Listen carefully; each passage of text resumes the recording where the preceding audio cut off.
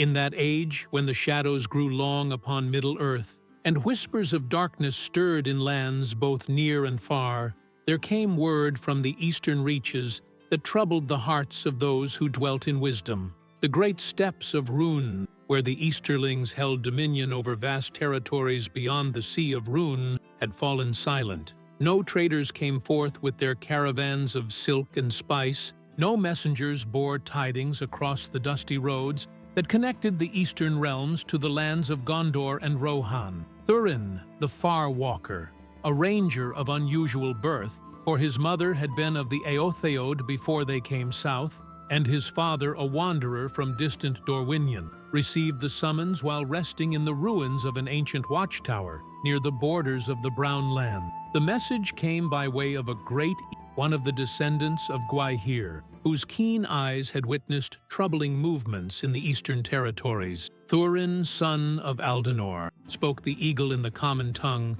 for such was the gift granted to the great birds in those days.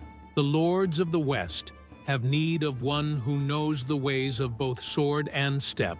In Rhûn there is a stirring, and blades are being forged in secret places. The king in Minas Tirith would know what manner of weapon the East prepares. The ranger looked eastward across the desolate landscape, where the sun hung like a bronze shield in the hazy sky. He had walked those distant roads before, in the days of his youth when the world seemed wider and full of promise. Now, with crow's feet marking the corners of his eyes and silver threading through his dark hair, he understood that some journeys were not taken for the joy of discovery, but from duty's stern command. "Tell King Elessar that I shall go," Thurin replied, checking the leather wrappings on his sword hilt. "Though I fear what I may find in those far places will bring little comfort to the West." As the eagle took wing, its great form dwindling against the endless sky, Thurin gathered his belongings and set his face toward the rising sun. Behind him lay the familiar lands where common speech was heard, and the banners of Gondor flew proudly. Ahead lay the vast unknown of Rhûn, where the Easterlings spoke in tongues ancient and strange, and where legends told of warriors who could cleave steel with blades forged in the secret arts of their ancestors. The first days of his journey took him through the borderland, where scattered settlements of men still held to the old ways, trading fairly with both East and West. But as he passed beyond the last of the familiar watchtowers, entering the wild lands that stretched endlessly toward the sunrise, Thurin began to notice the signs that had so troubled the eagle's keen sight. Smoke rose from points upon the horizon where no settlements were marked upon any map he carried. The roads, which should have borne the traffic of merchants and travelers, lay empty save for the wind-blown dust. Most troubling of all, he began to find the remains of campsites where fires had burned higher and hotter than those used for cooking or warmth, the kind of fires used for forging metal and tempering steel. On the seventh day from the watchtower, as the sun reached its zenith in a sky the color of old bronze, Thurin crested a ridge and looked down upon a sight that chilled his heart despite the desert heat. Below him, in a valley that maps named as Empty Wasteland, stretched a vast encampment. Hundreds of dark tents dotted the valley floor, and from many points rose the smoke of forge fires. The ring of hammer on anvil carried clearly on the still air, a sound like thunder rolling endlessly across the barren landscape. But most fearsome of all was what he glimpsed at the camp's heart. Warriors moving in formation, their movements precise and deadly, practicing with weapons that gleamed with an inner light, blades that seemed to drink in the sunlight rather than reflect it. These were no ordinary Easterling raiders preparing for border skirmishes. This was an army in the making, and the weapons they bore spoke of craft and power beyond the common understanding of smiths. Thurin withdrew from the ridge and made camp in a hidden dell, his mind racing with the implications of what he had witnessed. That night, as he sat beside his small, carefully shielded fire, he began to compose the message he would send westward by the swiftest means available. But even as he chose his words with care, a part of his mind wondered whether any message, however swiftly sent, would reach the West in time to matter. For in his heart, Thurin the Farwalker sensed that the forging of these strange blades was not merely preparation for war, it was the beginning of something far more dangerous, something that reached back into the depths of Middle-earth's ancient history, to powers and secrets that were better left undisturbed. 3 days of careful observation taught Thurin much about the camp below, though each discovery served only to deepen his unease. The warriors who practiced with the strange blades moved with a precision that spoke of long training and absolute discipline. Their formations were unlike any he had seen among the Easterling tribe. These men fought as one mind divided among many bodies, each movement coordinated with those around him in patterns that seemed almost ritualistic in their complexity. On the morning of the 4th day, as Thurin prepared to begin his long journey back to the Western lands with news of what he had discovered, fate intervened in the form of a small band of horsemen approaching from the south. They rode the sturdy ponies of Khand, and their dress marked them as emissaries rather than warriors, though each man bore weapons of obvious quality and wore mail beneath his travel-stained robe. Thurin watched from concealment as the horsemen descended into the valley and were received with ceremony at the great camp. What followed was a gathering of leaders beneath a pavilion of black silk, where maps were spread and much discussion took place in the flowing tongue of the Easterling. Though he could not make out the words from such a distance, the gestures and the pointing toward various directions upon the maps spoke clearly enough of plans and movements being coordinated across a vast area. It was then that Thurin made a decision that would alter the course of his mission, and perhaps the fate of Middle-earth itself. Rather than return immediately to the west with his incomplete intelligence, he chose to follow the Khandish emissaries when they departed the next morning, hoping to learn more about the scope of this Eastern alliance and the source of the strange blade. The journey southward toward Khand took him through landscapes that few from the Western lands had ever seen. Great salt flats stretched endlessly under the burning sun, broken by oases where ancient cities crouched like sleeping beasts beside pools of brackish water. The architecture of these settlements was unlike anything in Gondor or Rohan. Towers that spiraled toward the sky like frozen whirlwinds, and walls decorated with intricate patterns that seemed to shift and change when viewed from the corner of one's eye. Following the emissaries required all of Thurin's skill as a tracker and hunter. The men of Khand were no fools, and they kept careful watch for pursuit as they traveled the ancient roads between the oasis cities. More than once, Thurin was forced to take wide detours through the salt waste, guided only by the stars and his knowledge of desert survival, learned in his youth from traders who had come from these distant places. On the 12th day of his southern journey, the emissaries reached their destination, a city that rose from the desert like a vision from an ancient dream. The walls were built of red stone that seemed to glow with inner fire in the light of the setting sun, and towers rose within that were taller and more graceful than any Thurin had seen even in Minas Tirith. This was Sturlurza Khan, the Hidden Crown, greatest of the cities of the Southland and seat of power for the Khandish lord. But it was not the city's beauty that caught Thurin's attention as he lay concealed among the rocks of a nearby ridge. It was the sound that carried on the evening wind, the rhythmic ringing of many hammers working in unison, a sound that spoke of great forges laboring without rest. And rising above the city like a dark crown was a pillar of smoke that glowed with the same strange inner light he had seen reflected in the blades of the northern camp. That night, as Thurin made his careful way closer to the city wall, he began to understand the true scope of what the East was preparing. This was not merely one camp of warriors with unusual weapons. This was a network of forges and training grounds stretching across the eastern land, all working toward some common purpose that remained hidden in shadow. As he settled into a hiding place among the ruins of an ancient way station outside the city walls, Thurin reflected on the words of the eagle that had brought him the king's summons. "Blades are being forged in secret places," the great bird had said.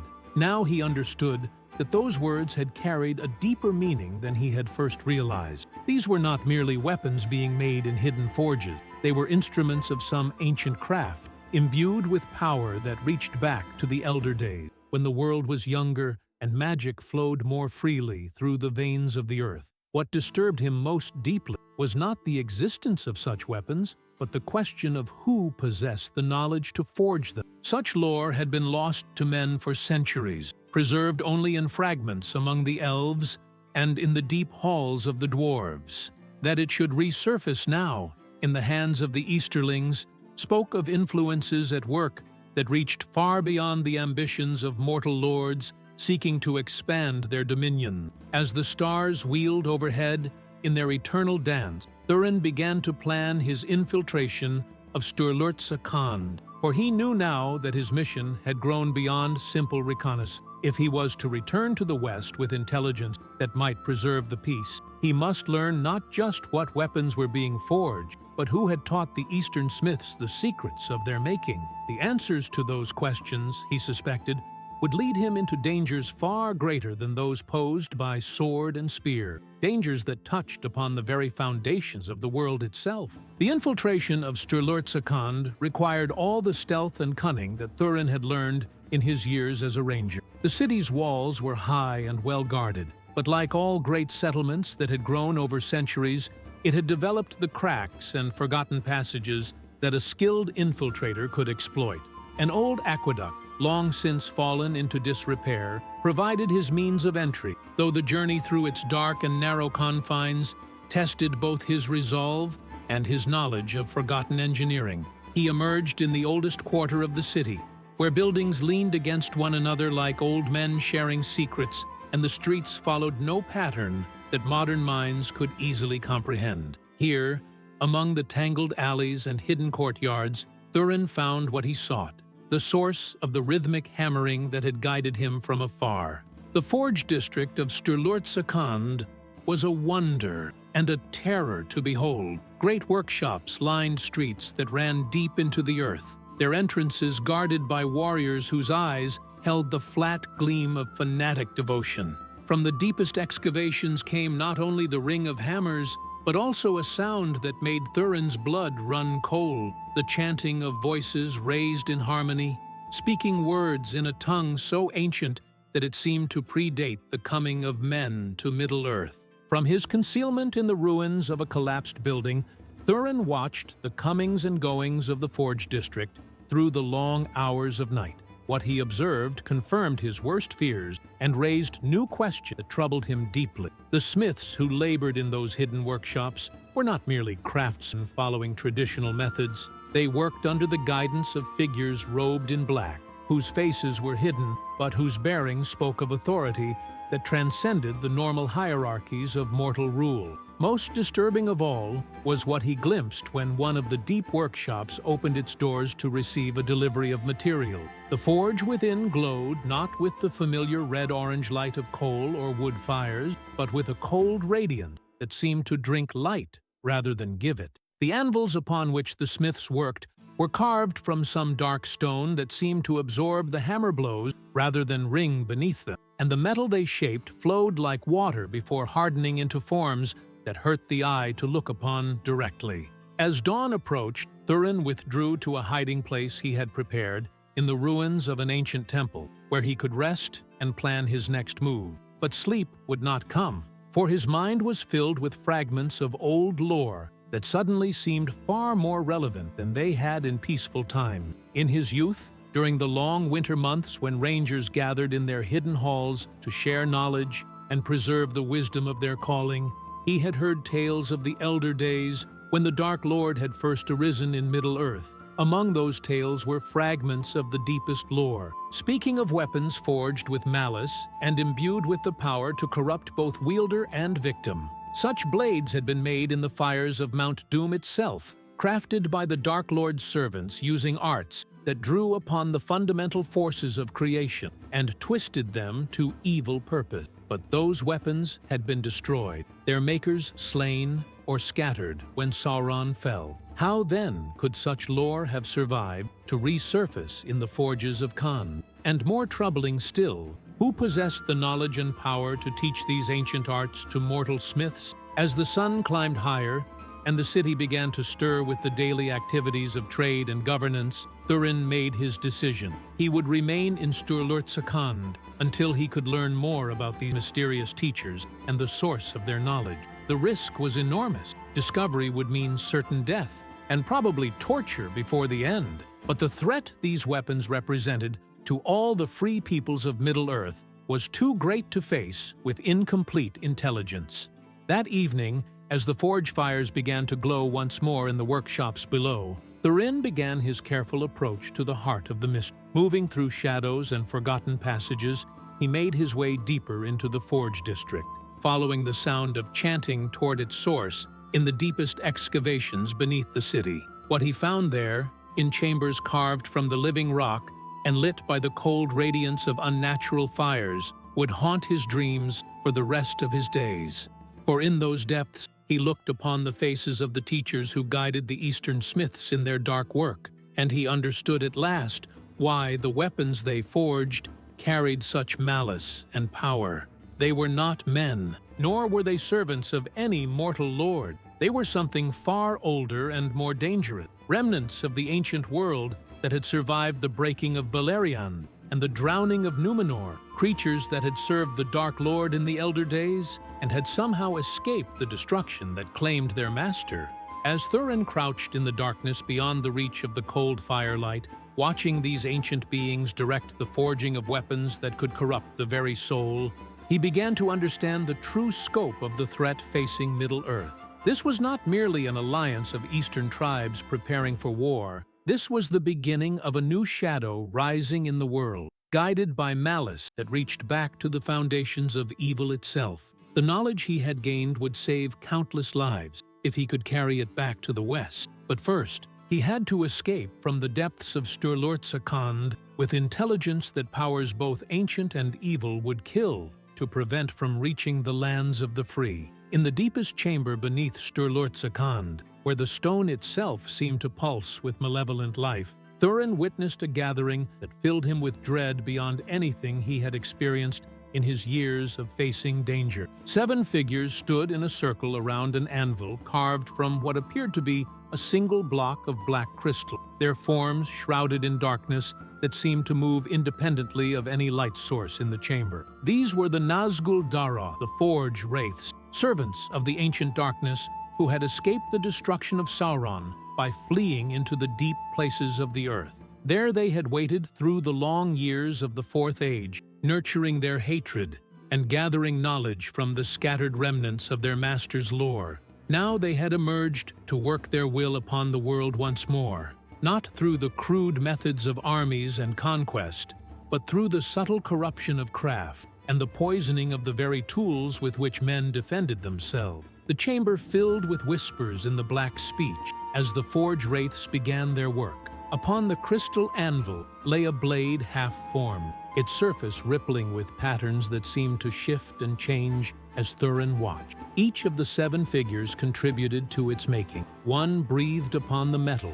and it grew cold as winter ice. Another traced symbols in the air above it, and those symbols burned themselves into the steel. A third spoke words of binding, and the blade seemed to shiver with eagerness for the blood it would one day taste. But it was the nature of their discourse that chilled Thurin most deeply. They spoke not merely of weapons, but of a grand design that encompassed all the lands of Middle-earth. The blades they forged were not intended for open warfare, but for a more insidious purpose. They would be gifted to the lords and captains of various realms, presented as tokens of alliance, or sold as superior weapons by merchants who knew not what they carried. Once wielded in battle, these cursed blades would begin their true work. They would whisper to their bearers of glory and conquest, feeding ambition and pride, until reasonable men became tyrants drunk on power. They would corrupt the very air around them, turning trust to suspicion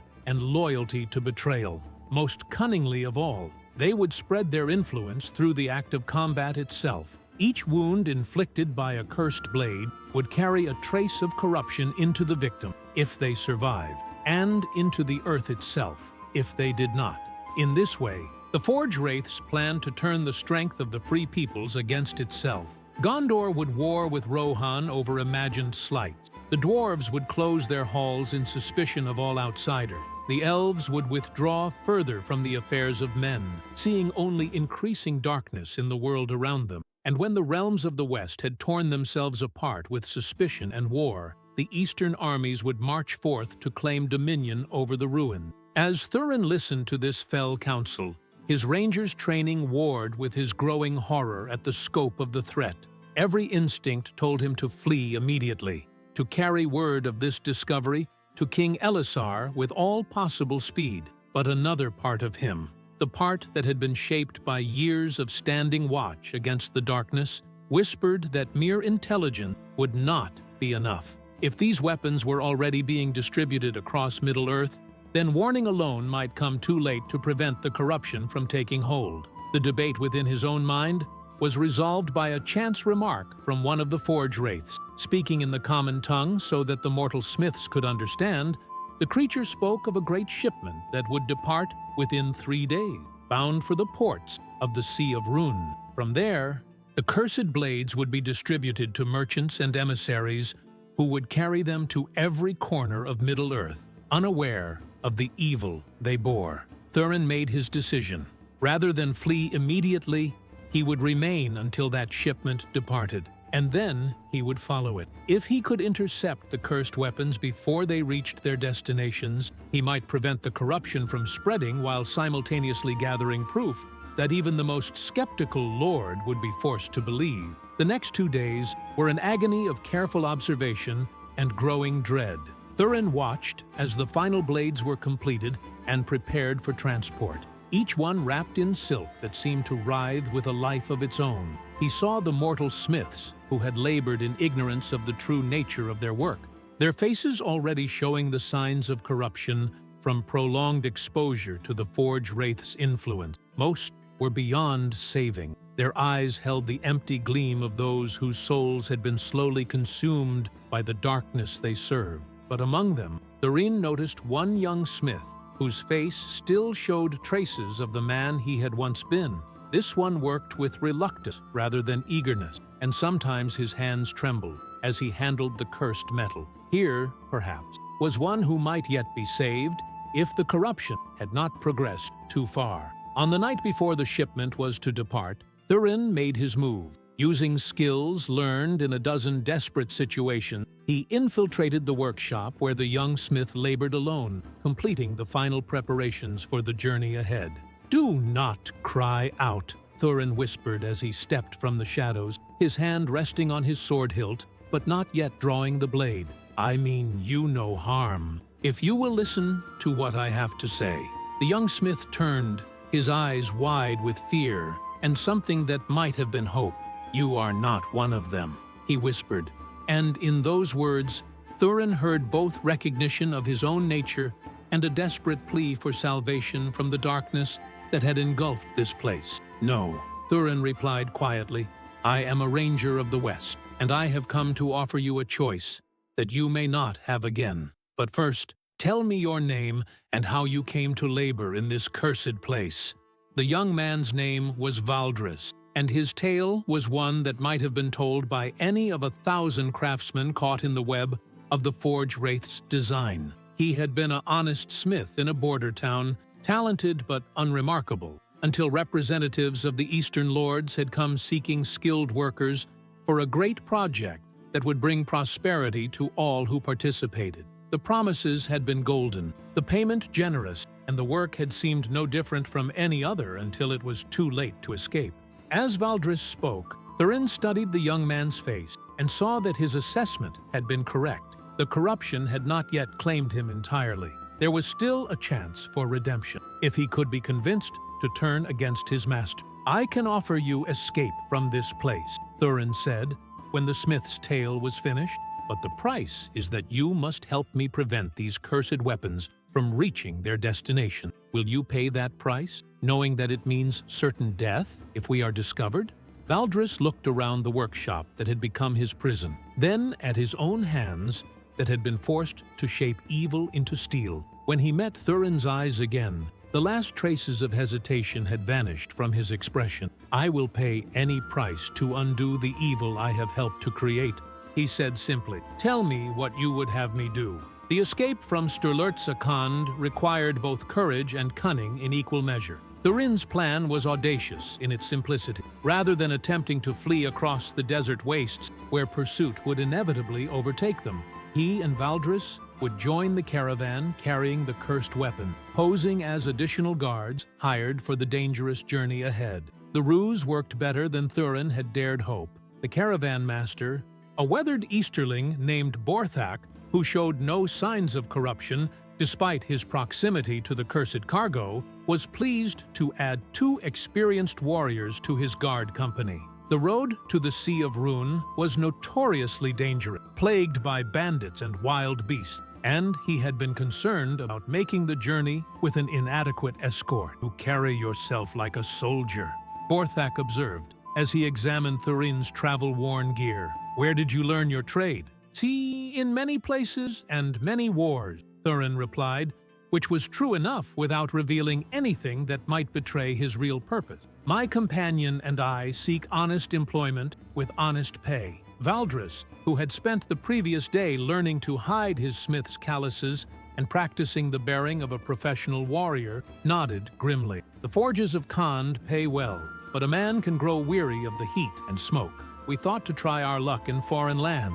The caravan that assembled in the pre-dawn darkness was larger than Thurin had expected, comprising nearly 40 wagons loaded with goods both legitimate and cursed. Among the honest cargo of silk, spices, and precious metals, 12 heavily guarded wagons carried the weapons forged in the workshops beneath the city. Each of these was watched over by guards whose eyes held the telltale gleam of corruption. Men who had served the Forge Wraiths long enough to become extensions of their will. As the sun rose over the eastern mountains and the caravan began its long journey northward, Thurin took careful note of the guard arrangements and the nature of the cursed cargo. The weapons were distributed among several wagons rather than concentrated in one, making any attempt at destruction more complex. Moreover, each wagon was protected not only by mortal guards, but by subtle wards that would alert the Forge Wraiths if their precious cargo was disturbed. The first days of travel took the caravan through the heart of Khand,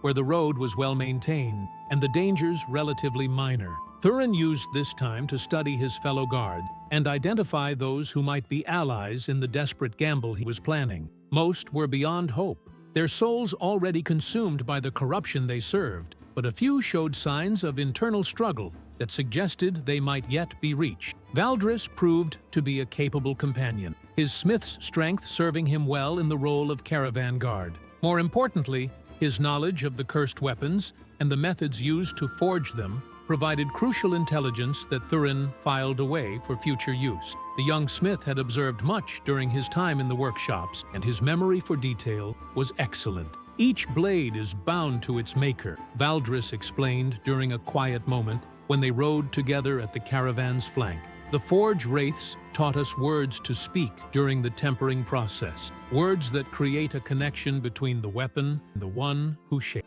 I do not think they intended for us to understand the full implication, but I listened carefully to their discussion." "What manner of connection?" Thurin asked, though he suspected he already knew the answer. "If a blade is destroyed, the smith who made it will feel the breaking as physical pain. If the weapon corrupts its wielder, that corruption flows back to touch the maker as well. They created a web of influence that extends far beyond the weapons themselves. This intelligence was both valuable and troubling. It meant that destroying the cursed blades might not be sufficient. The network of corrupted smiths would remain, capable of creating new weapons to replace those that were lost. Moreover, it suggested that the Forge Wraiths had planned for the possibility of discovery and were prepared to sacrifice their mortal servants to preserve their greater design. As the caravan moved north through the changing landscape, leaving the red stone cities of Khand behind for the brown hills and scattered oases of the borderlands, Thurin began to refine his plans. Simply destroying the weapons would be a temporary victory at best. To truly thwart the Forge Wraith's scheme, he would need to find a way to break the connections that bound the entire network together. The opportunity he sought came on the 7th day of travel, when the caravan reached the ruins of Thorban, an ancient city that had been abandoned for centuries, but still commanded the crossing of two major trade routes. Here the caravan would rest for 2 days, taking on fresh supplies and making final preparations for the most dangerous portion of the journey ahead. The ruins were extensive, covering several square miles of broken walls and fallen towers that provided ample opportunities for concealment. More importantly, Valdris informed him that somewhere among those ruins lay the tomb of Khaldun the Wise, a legendary smith king of the ancient days whose knowledge of metalworking was said to rival that of the dwarves themselves. The Forge Wraiths spoke of him often. The young smith explained as they made camp among the broken stones. They said his tomb contained secrets that they had not yet fully mastered, techniques that could enhance the power of their cursed weapons even further. I believe they plan to return here when their current work is complete.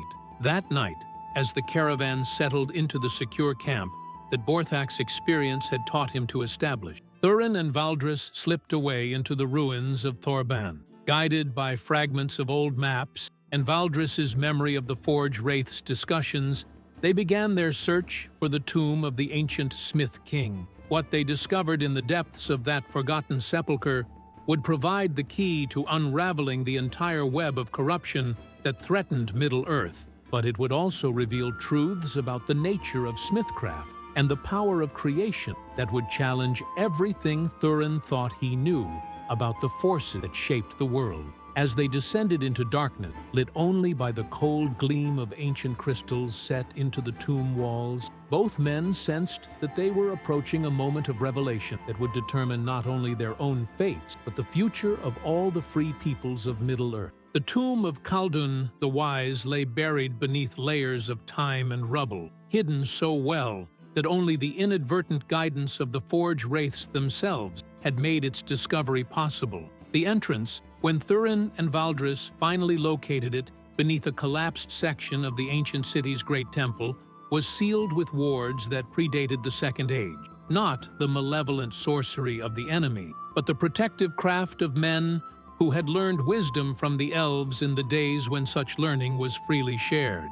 Valdris's corrupted knowledge proved unexpectedly useful in bypassing these ancient protections. The techniques taught by the Forge Wraiths, while twisted toward evil purpose, contained fragments of the original lore that had been used to create the seal. Working together, the two men were able to open the way without triggering the guardian spells that would have brought swift death to ordinary tomb robbers. The passage beyond the entrance descended steeply into the earth, its walls carved with inscriptions in scripts that had been old when Numenor was young. These told the story of Khaldun's life and deeds, how he had been the greatest smith among the Eastern men in the days of Gil-galad's reign, how he had forged weapons for both the Last Alliance and the kingdoms that arose in the years that followed, and how he had ultimately withdrawn from the world to preserve knowledge that he feared would be lost in the wars to come. The tomb chamber itself was a marvel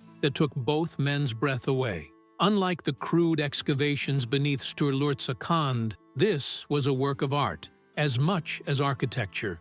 The ceiling soared overhead in graceful arches that seemed to channel starlight through hidden crystal windows, and the walls were covered with murals depicting the history of smithcraft, from the music of the Aenir to the forging of the Rings of Power. At the chamber's heart stood Khaldun's sarcophagus, carved from a single block of mithril-veined stone and surrounded by the tools of his craft. But it was not the tomb's beauty that commanded their attention. It was the knowledge preserved within its walls, recorded in scripts and symbols that chronicled techniques and insights gathered over centuries of dedicated work. "Look at this," Valdris whispered, his voice filled with wonder as he studied one of the wall carvings. "This shows the binding of metal to purpose, not the corruption that the Forge Wraiths taught us, but true binding that enhances rather than perverts the weapon's nature." Thurin examined the inscriptions with growing excitement. Here was lore that could counter the cursed weapons, techniques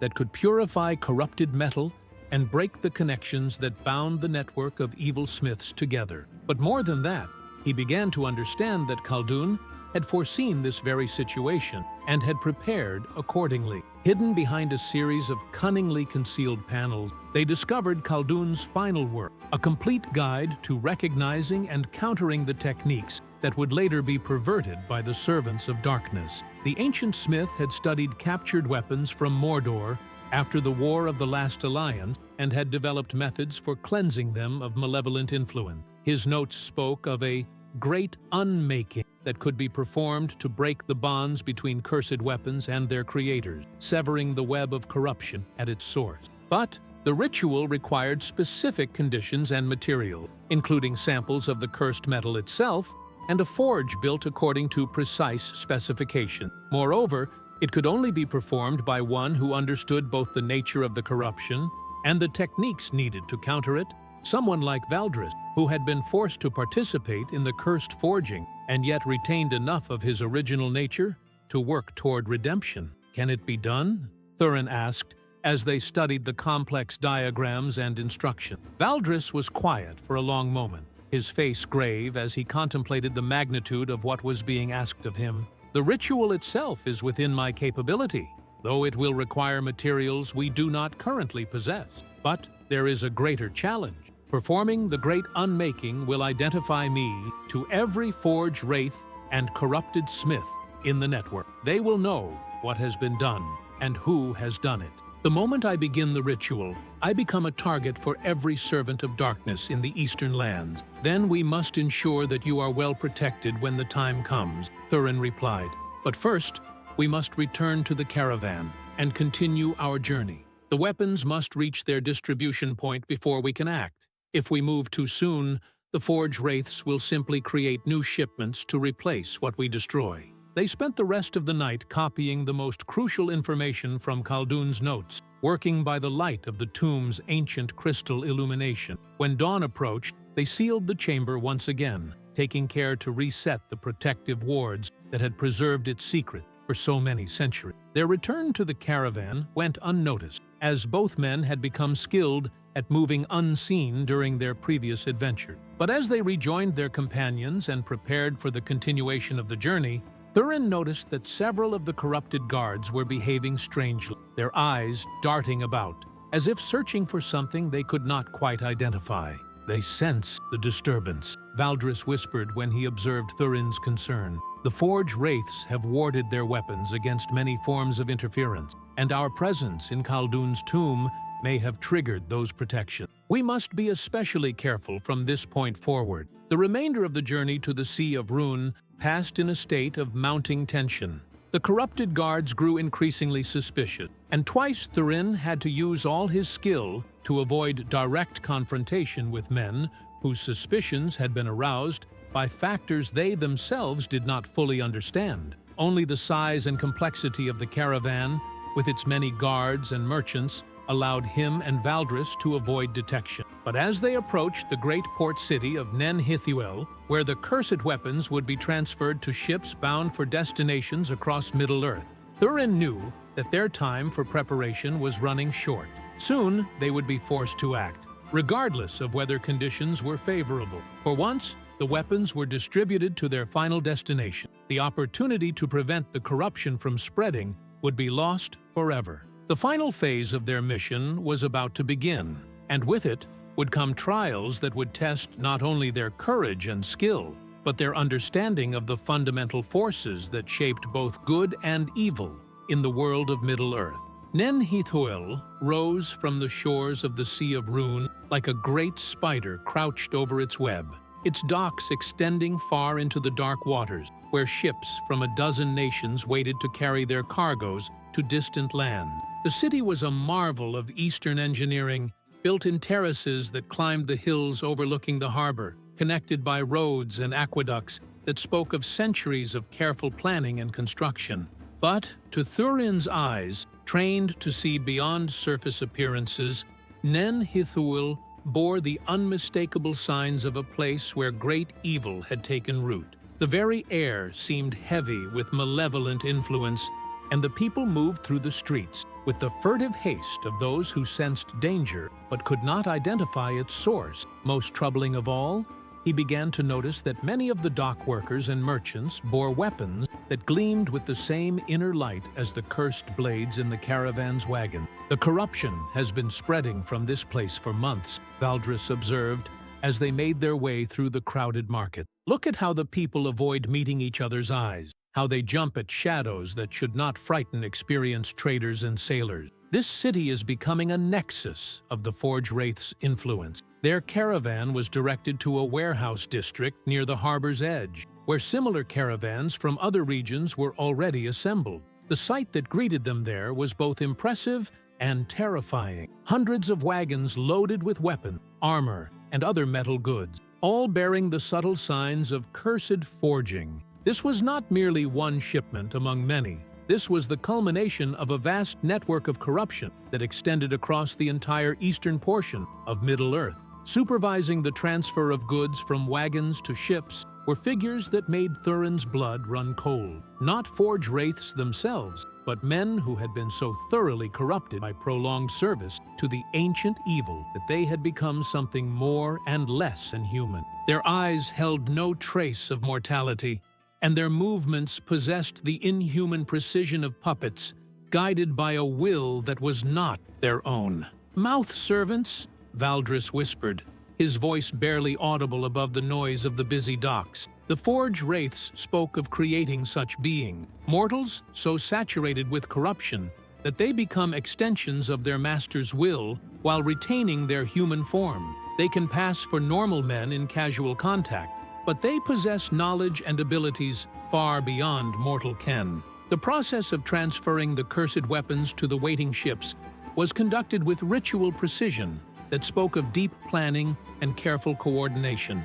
Each weapon was examined by the mouth servants, who seemed able to assess the level of corruption contained within by touch alone. Those deemed ready for distribution were loaded onto specific ships bound for particular destinations, while others were set aside for further treatment in workshops that had been established within the city itself. As Thurin and Valdris observed this process, they began to understand the true scope of the threat facing Middle-earth. This was not a single operation that could be disrupted by destroying one shipment of weapons. It was an entire infrastructure of corruption that had been built over years of careful preparation. The Forge Wraiths had learned from their master's failures and had chosen subtlety over open conquest, corruption over direct assault. "We cannot stop all of this," Thurin said quietly, as they watched yet another ship laden with cursed cargo disappear into the mists of the Sea of Ruin. "Even if we succeeded in destroying every weapon in this harbor, they would simply produce more. The network is too vast and too well established, but we can strike at its heart," Valdris replied, his eyes fixed on the harbor master's tower, where the mouth servants conducted their oversight of the entire operation. "The great unmaking that Khaldun described, it will not only cleanse individual weapons, but disrupt the connections that bind the entire network together. If we can perform the ritual at the center of their web,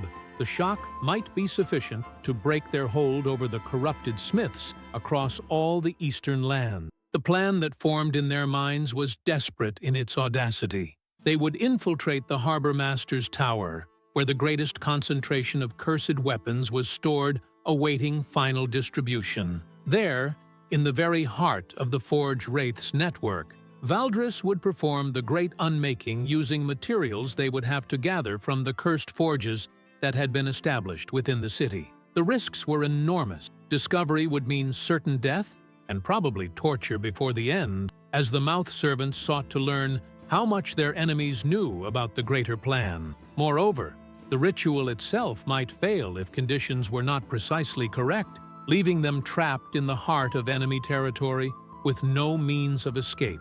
But as they watched ship after ship depart the harbor, bearing cargoes of corruption to every corner of Middle-earth, both men understood that the choice was no longer theirs to make.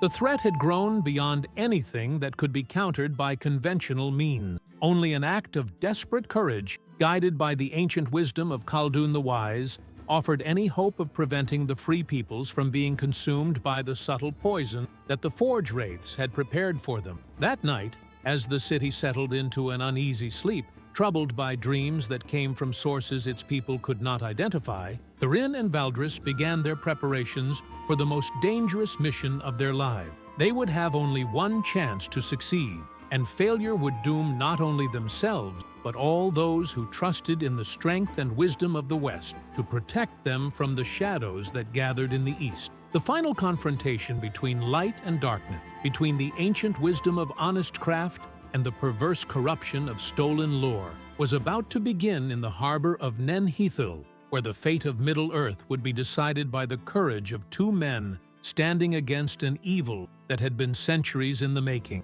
The harbor master's tower of Nen Hithil stood like a dark finger pointing toward the storm-clouded sky, its summit lost in mist that seemed to writhe with malevolent purpose. Built in the ancient style of Eastern architecture, it rose in a series of decreasing spirals, each level containing chambers devoted to the administration of the vast harbor's activity. But in recent months, the upper levels had been given over to purposes far darker than trade and commerce. Thurin and Valdris approached the tower through the maze of warehouses and smaller buildings that clustered around its base, moving with the careful stealth of predators stalking prey far more dangerous than themselves. Their reconnaissance over the previous days had revealed the tower's guard rotation and the locations of the cursed forges that had been established in its lower level. But they knew that their intelligence was incomplete.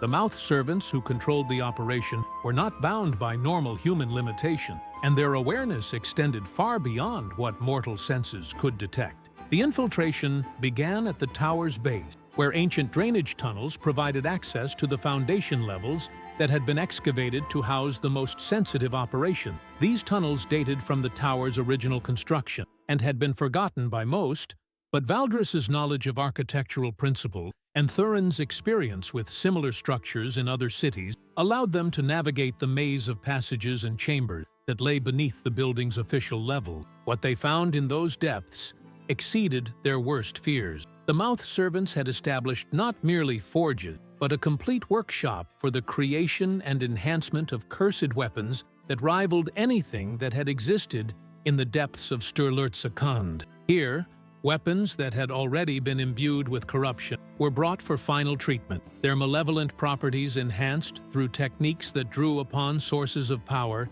that predated the coming of men to Middle-earth. The workshop's centerpiece was a great anvil carved from what appeared to be a meteorite, its surface polished to mirror brightness and inscribed with symbols that hurt the eye to look upon directly. Around it, smaller forges burned with the same cold fire that Thurin had observed in Khand, tended by smiths whose corruption was so complete that they had become more wraith than man, their forms wavering between solid flesh and insubstantial shadow. "There," Valdris whispered, pointing to a section of the great workshop, where various tools and materials were stored. "If we can reach that area, I can gather what I need to perform the great unmaking. But the ritual must be conducted at the anvil itself. It is the focal point of all the corruption in this place, and only by working at its heart can we be certain of reaching the entire network." The approach to the anvil required all the stealth and cunning that both men possessed. The workshop never truly slept. Always there were corrupted smiths laboring at their dark tasks, and the mouth servants moved among them with the restless energy of beings that knew neither fatigue nor rest. But patience and careful observation revealed patterns in the activity, brief moments when sections of the workshop were temporarily unguarded. Moving like shadows within shadows, Thurin and Valdris made their way across the workshop floor, gathering the materials that Valdris would need for the ritual. Sacred salt from mines that had never known the touch of corruption, silver wire drawn according to ancient techniques, and most crucially, fragments of metal taken from weapons that had been cursed by the Forge Wraiths themselves. Each item was obtained at enormous risk, for discovery would mean instant death and the failure of their entire mission. As they worked, Valdris explained the theory behind the Great Unmaking in whispered fragments. The ritual works by reversing the process used to corrupt the metal in the first place. But instead of simply cleansing individual weapons, it sends the purification back through the network of connections that bind all the cursed items together. If successful, it will cause a cascade of cleansing that will reach every weapon forged by the Forge Wraiths, no matter how far they may have traveled. And if it fails? Thurin asked, though he suspected he already knew the answer. If it fails, the backlash will likely kill us both instant, but that may be the least of our concern. The ritual will also alert every servant of the Forge Wraiths to our location and purpose. Whether we succeed or fail, we will face the full fury of their response. The moment for action came in the deepest hour of the night, when even the corrupted smiths paused briefly in their labor. Valdris stepped forward to the great anvil, his gathered materials spread before him in patterns dictated by diagrams copied from Khaldun's tomb. The ritual itself was complex, requiring precise timing and absolute concentration, for any error would not only doom their mission, but likely result in an explosion of corrupted energy that would devastate the entire harbor. As Valdris began the intricate work of preparing the cleansing matrix, Thurin took up position to guard against interruption. His sword was in his hand, though he knew that against the enemies they faced, steel would provide little protection. The mouth servants possessed abilities that transcended mortal understanding, and the corrupted smiths were driven by a malevolence that made them far more dangerous than ordinary men. The ritual proceeded in stages, each one more perilous than the last. Valdris worked with the focused intensity of a master craftsman, his movements precise despite the knowledge that discovery would mean certain death. Around them, the corrupted forges began to flicker as the cleansing energy built within the matrix he was creating, and several of the shadowy smiths paused in their work, as if sensing some disturbance they could not identify. It was then that disaster struck. One of the mouth servants, drawn by instincts that functioned far beyond normal human awareness, appeared at the edge of the workshop and fixed its terrible gaze upon the two intruders. For a moment that seemed to stretch into eternity, corruption and purification faced each other across the width of the great chamber, each recognizing in the other a force that could not be allowed to continue existing. The mouth servant's scream of rage and alarm echoed through the tower like the cry of a damned soul, alerting every guardian and servant of darkness to the threat that had penetrated to the very heart of their stronghold. But Valdris did not pause in his work, for he knew that the ritual was approaching its climax, and that any interruption now would doom them all. As enemies converged upon them from every direction, Thurin drew his sword and prepared to buy his companion the time needed to complete the great unmaking. The battle that followed would determine not only their own fates, but the future of every free people in Middle-earth who had yet to feel the touch of the corruption that had been prepared for them. The workshop erupted into chaos as the mouth servant's alarm brought every guardian in the tower racing toward the source of the disturbance. Thurin found himself facing enemies unlike any he had encountered in his years as a ranger, corrupted smiths who moved with inhuman speed and strength. Their tools transformed into weapons that gleamed with malevolent power, and behind them, the terrible forms of additional mouth servants whose very presence seemed to drain the warmth from the air. "How much longer?" Thurin shouted as he parried a blow from a hammer that should have shattered every bone in his arm, but instead rang against his sword with a sound like breaking crystal. "The matrix is almost complete," Valdris replied, his voice strained with concentration as he continued the intricate work of weaving purification patterns into the corrupted metal. "But I need more time. The connections run deeper than I expected." Time was the one commodity they could not afford. More enemies poured into the workshop with each passing moment, and Thurin's skill with a blade, considerable though it was, could not indefinitely hold back foes who felt neither pain nor fear. Worse, he began to realize that some of the attacking smiths bore weapons that had been forged using techniques similar to those used by the Forge Wraiths, blades that could cut through armor as if it were cloth, and left wounds that would not heal properly. The turning point came when the first of the true Forge Wraiths arrived, drawn from whatever deep places they had been occupying by the threat to their carefully constructed network. The ancient evil swept into the workshop like a winter storm given form, its presence causing the very air to thicken with malice. The corrupted smiths fell back before it, recognizing in their master a power that transcended all mortal understanding. "You dare to work the great unmaking in our very stronghold?" The Forge Wraith spoke, its voice carrying harmonics that seemed to resonate in the bones of all who heard it. "You shall learn what becomes of those who oppose the will of the ancient darkness."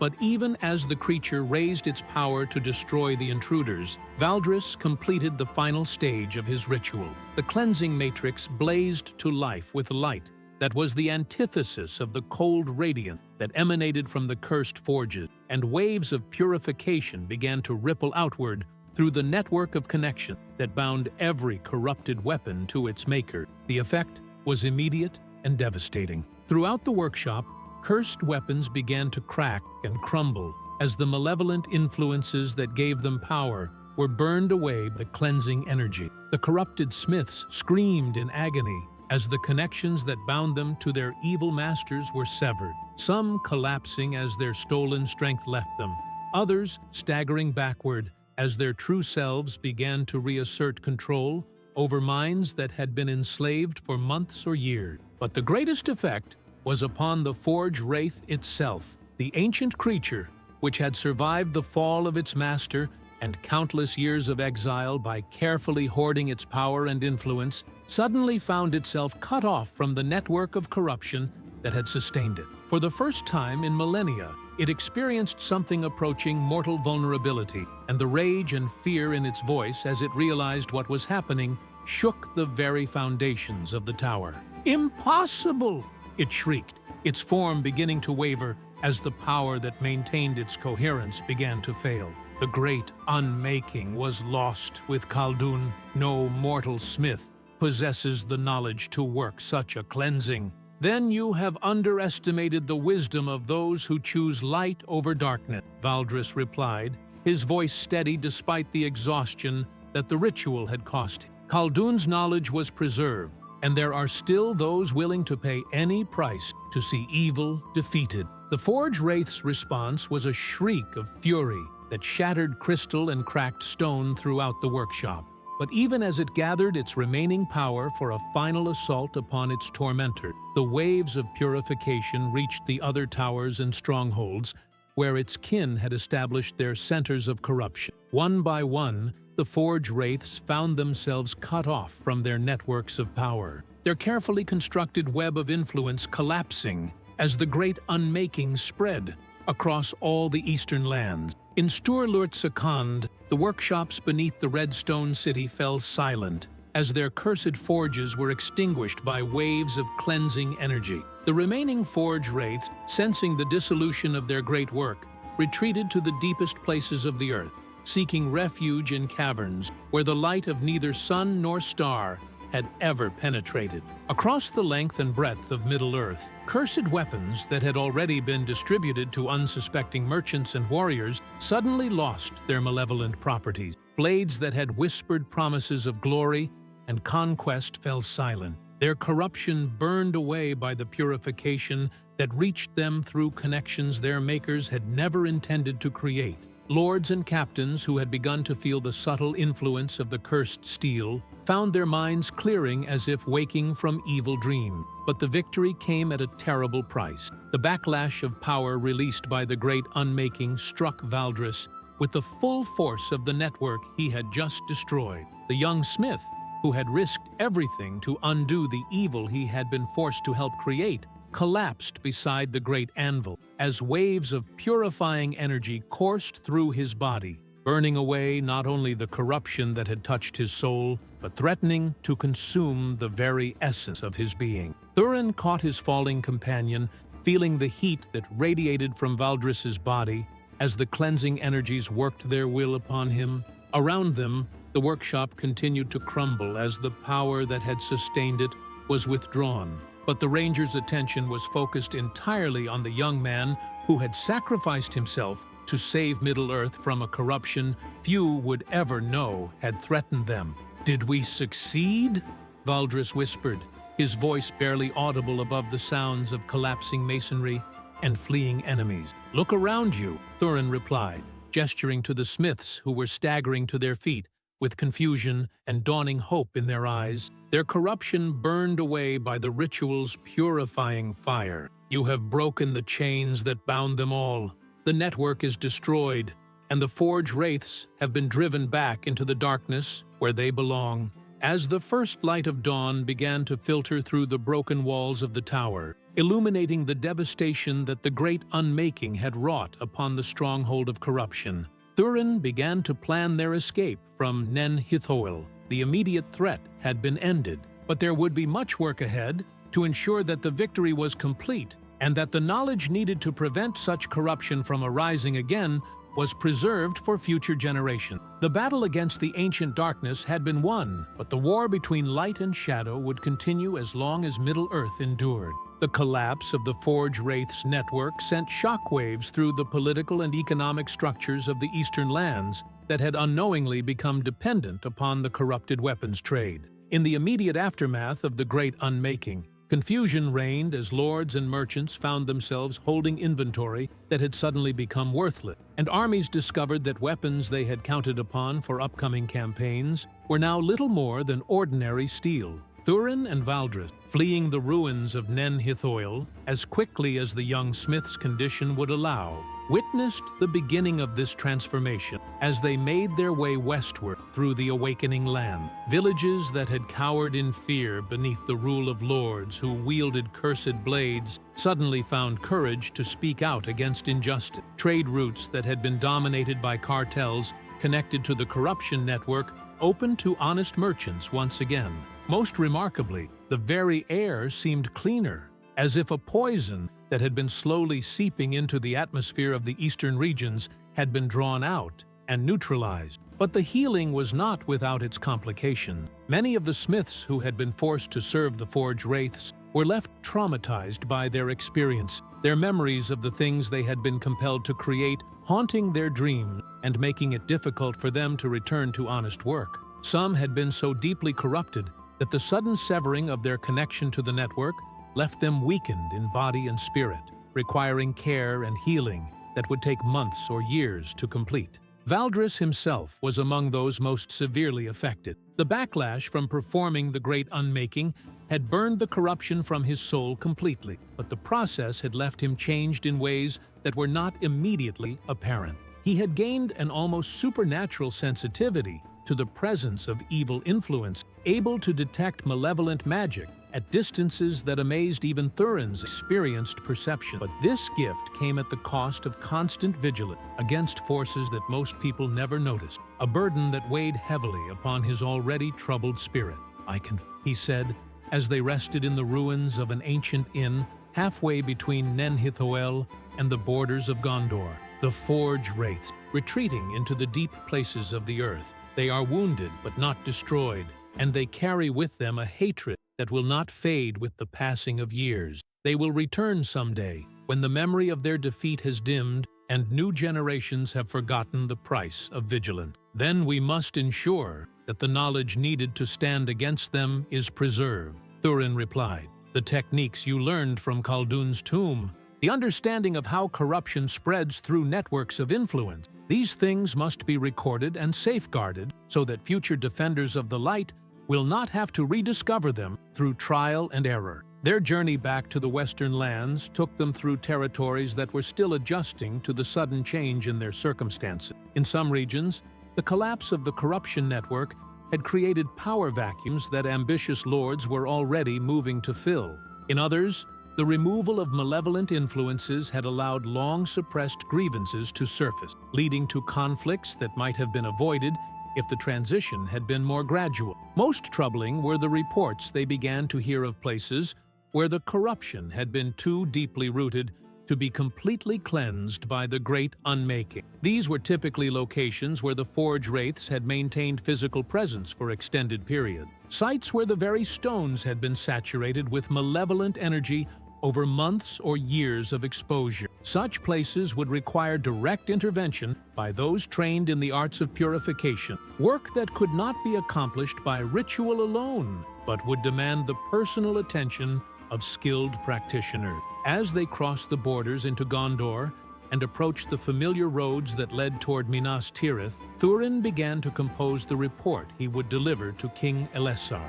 The intelligence he had gathered during his mission to the east was extensive and detailed, but he suspected that the most important information he carried was not about what had been discovered, but about what still needed to be done. The victory they had achieved was real and significant. The immediate threat to Middle-earth had been neutralized, and the network of corruption that had threatened to undermine the strength of the free people had been broken.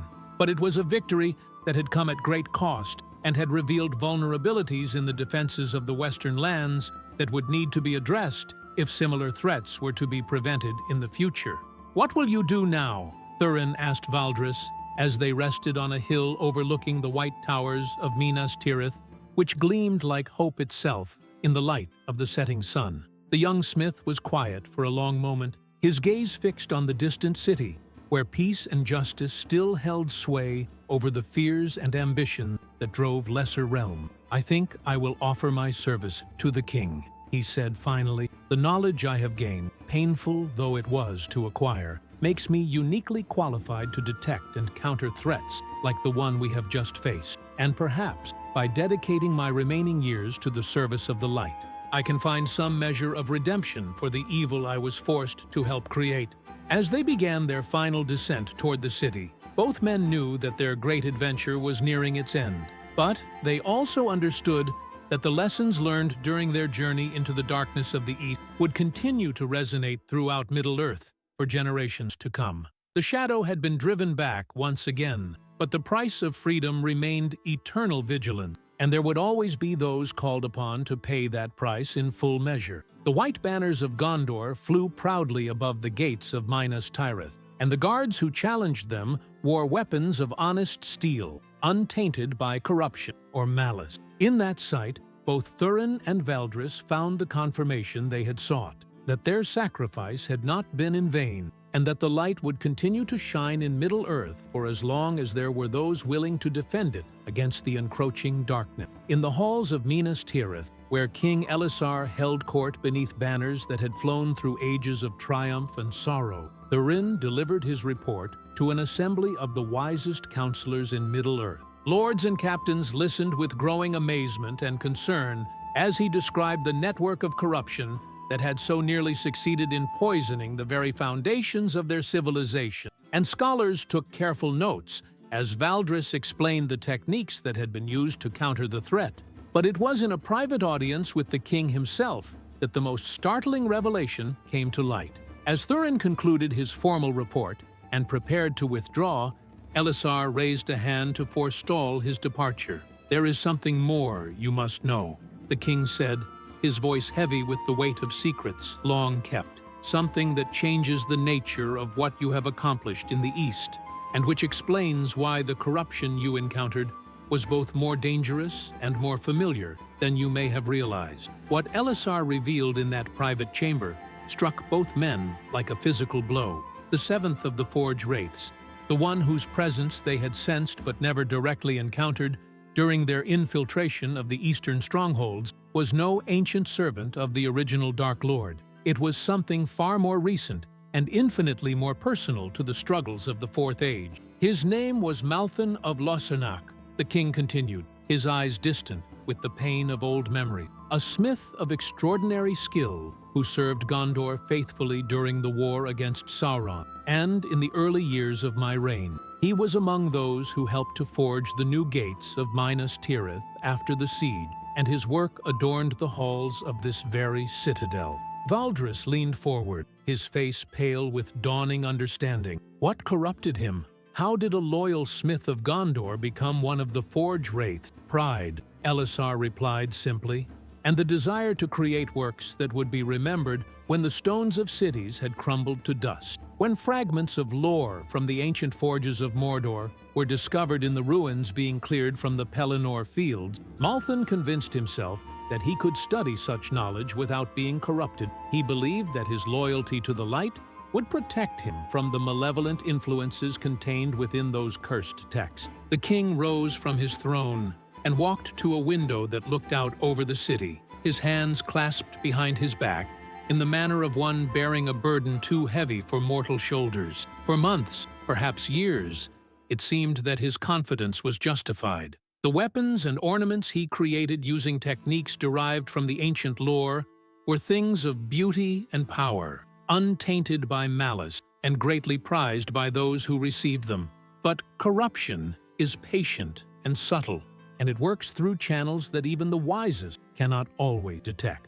What followed was a tale that illuminated the true scope of the threat that Thurin and Valdris had faced in the East. Malthan's corruption had begun not with dramatic acts of evil, but with subtle changes in his work and temperament. His creations became more powerful, but also more demanding of their wielder, requiring greater and greater sacrifices to achieve their full potential. His pride in his craft grew into an obsession that consumed all other loyalties, until he began to see those around him not as friends and fellow servants of the light, but as obstacles to the achievement of his increasingly grandiose vision. The transformation from loyal craftsman to servant of darkness had taken place over several years, hidden from even the most perceptive observers by Malthan's skill at concealing his true nature and the gradual way in which his corruption had progressed. When he finally vanished from Minas Tirith, taking with him both the forbidden lore he had been studying and several apprentices who had fallen under his influence, it was assumed that he had been overcome by despair or madness and had sought an end to his troubles in the wilderness. We searched for him, of course, Elisar continued, but the trails led eastward, into lands where even the rangers of Ithilien feared to venture alone. Eventually, we were forced to conclude that Malthan and his followers had perished in the waste, another tragedy of the transition from war to peace. Instead, as they now understood, Malthan had found his way to the surviving Forge Wraiths and had offered them something they had thought lost forever, a practitioner of the smith's art who combined knowledge of ancient techniques with understanding of more recent innovation. Under his guidance, the Corruption Network had evolved from a crude attempt to recreate the weapons of Mordor into the sophisticated system of influence and control that had so nearly succeeded in undermining the defenses of Middle-earth. "The techniques you observe," Valdris said slowly, pieces of a terrible puzzle falling into place in his mind. "The binding of weapons to their maker, the network of influence that connected smiths across vast distances. These were innovations that built upon the old corruption, but refined it beyond anything the original Forge Wraiths could have achieved alone." "Precisely," the king confirmed. "Malthan brought to their service not only his skill as a craftsman, but his understanding of how the kingdoms of men were organized and where their vulnerabilities lay.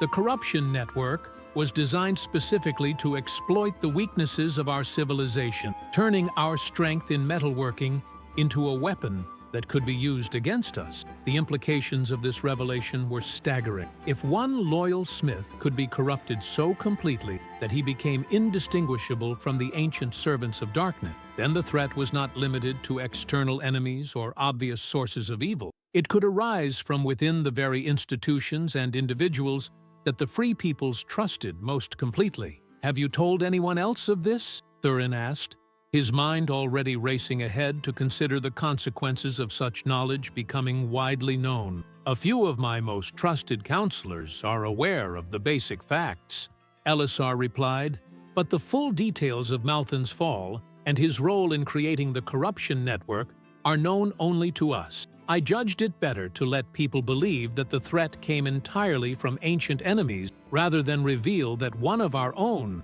had played such a crucial role in nearly destroying us." As the evening shadows lengthened in the chamber, the three men contemplated the weight of the secret they now shared. The victory in the East had been even more significant than they had realized. Not only had they broken a network of corruption that threatened all of Middle-earth, but they had prevented a former servant of Gondor from achieving a revenge against his homeland that would have been more terrible than any military defeat. But the knowledge of Malthan's betrayal also carried with it a responsibility that would shape the rest of their lives. For if such corruption could claim one loyal smith, it could claim others, and the eternal vigilance that protected the light would require not only watching for enemies from without, but guarding against the shadows that could arise from within the hearts of even the most trusted servants of good. The secret of the seventh Forge Wraith would remain hidden in the depths of the royal archives, but its lessons would inform the policies and precautions that guided Gondor through the long years of peace that followed. And in the forges of Minas Tirith, new safeguards would be implemented to ensure that the ancient lore of smithcraft would never again be turned against those it was meant to protect. 5 years after the breaking of the corruption network, Thurin stood once again upon the walls of a watchtower in the borderland, though this one was newly built and bore the proud banners of Gondor rather than crumbling in ancient ruin. The eastward roads that had once carried the caravans of corrupted weapons now bore the honest trade of merchants and craftsmen who worked in the light, their goods unmarked by malice or hidden influence. The transformation of the eastern lands had been neither swift nor simple. Regions that had been under the sway of the Forge Wraiths for years required careful healing, and some places bore scars that would take generations to fully cleanse. But the work continued, guided by the principles that Khaldun the Wise had preserved in his hidden tomb and refined by the hard-won experience of those who had faced the corruption directly. Valdris had indeed entered the service of King Elessar, but not in the way that either of them had originally envisioned. Rather than serving as a simple craftsman or advisor, he had become the founder and leader of an entirely new institution, the Order of the Cleansed Forge, a fellowship of smiths and scholars dedicated to preserving the knowledge needed to detect and counter corrupted metalworking, while ensuring that such knowledge could never again be turned to evil purpose. The Order's first and most important project had been the creation of a comprehensive guide to the recognition and purification of corrupted weapons, a work that drew upon Khaldun's ancient wisdom, the techniques developed during the Great Unmaking, and careful analysis of every cursed blade that had been recovered from the abandoned strongholds of the East. Copies of this guide were distributed to the smiths and weapon masters of every realm that would accept them, creating a network of knowledge that could respond quickly to any future attempts at corruption. But the Order's work extended far beyond the merely technical. Understanding that corruption could arise as easily from pride and ambition as from external influence, they had developed training programs that emphasized not only skill in the craft, but wisdom in its application, and humility in the face of forces that transcended mortal understanding.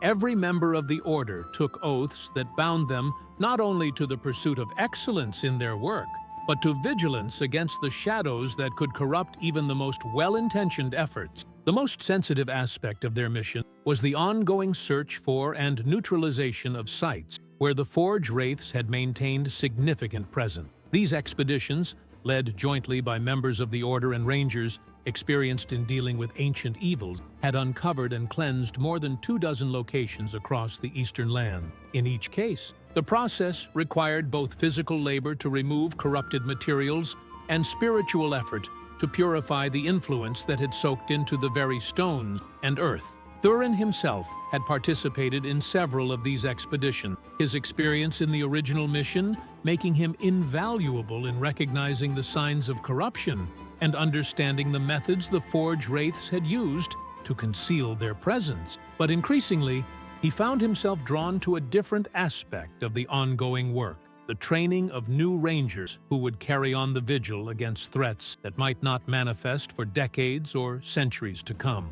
The eastward expansion of Gondor's influence, made possible by the collapse of the corruption network, had created new frontiers that required protection and new roads that needed watching. The rangers who patrolled these territories needed different skills than their predecessors, for the threats they faced were more subtle and required deeper understanding of the forces that could corrupt both people and institutions from within. As the sun set over the vast expanse of territory that now flew the banners of the free people, Thurin reflected on the strange turns that fate had taken since he first received the summons to investigate stirrings in the east. What had begun as a simple reconnaissance mission had evolved into a confrontation with evil that reached back to the foundations of the world. And from that confrontation had emerged new institutions and new knowledge that would serve to protect Middle-earth for ages to come. A messenger arrived as the evening stars began to appear, bearing word from Minas Tirith that would determine the next phase of Thurin's service. King Elisar was planning an expedition to the far eastern territories that had only recently been opened to exploration, regions where ancient ruins suggested the presence of civilizations that had flourished before the rise of Gondor and Rohan. The expedition would require guides who understood both the dangers of forgotten places and the subtle signs that marked sites where ancient evils might still linger. As Thurin prepared for yet another journey into unknown territories, he thought of Valdris laboring in his workshops to perfect techniques that would keep corruption from ever again taking root in the forges of Middle-earth, and of the king bearing the weight of knowledge that could not be shared but must never be forgotten. Each of them carried forward the legacy of their encounter with the Blades from the east, ensuring that the victory they had won would endure beyond their own lifetime. The corruption network had been broken, the Forge Wraiths driven back into the deep places of the earth, and the free peoples had learned lessons that would serve them well in future struggles against the darkness. But perhaps most importantly, they had proven once again that evil, no matter how ancient or sophisticated, could not prevail against the courage of those who chose to stand for the light. In the forges of a dozen realms, honest smiths worked with knowledge that had been preserved and refined through terrible trial. On the roads of the eastern lands, merchants carried goods untainted by malice or hidden influence. And in the deep archives of Minas Tirith, the true history of the corruption network was preserved for those who would one day need to understand the price that had been paid for peace. The Blades from the east had been defeated, but the vigilance that made such victories possible would continue as long as Middle-earth endured, carried forward by those who understood that the greatest battles were often fought not on open fields beneath flying banners, but in hidden places where the fate of the world hung upon the courage of individuals willing to sacrifice everything for the triumph of good over evil. Thus ended the tale of the Blades from the east, though its echoes would resonate through the ages of Middle-earth, a reminder that the forces of light must remain ever watchful, for the shadows never truly rest. And the price of freedom is eternal vigilance against the corruption that can arise as easily from within as from without.